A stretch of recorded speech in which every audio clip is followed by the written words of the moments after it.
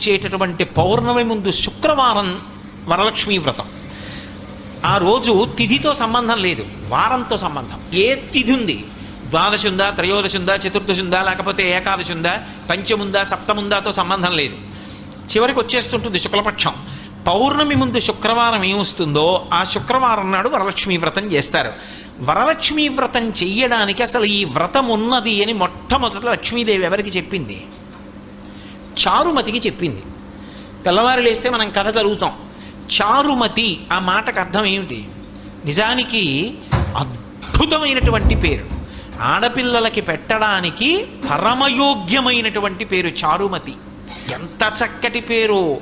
చారు అంటే సత్, మంచి అని, చాలా చక్కటి ఆలోచన కలిగినది, విశాల బుద్ధి కలిగినది. మతి బుద్ధి, మంచి బుద్ధి కలిగిన పిల్ల, దానికి అర్థం చారుమతి.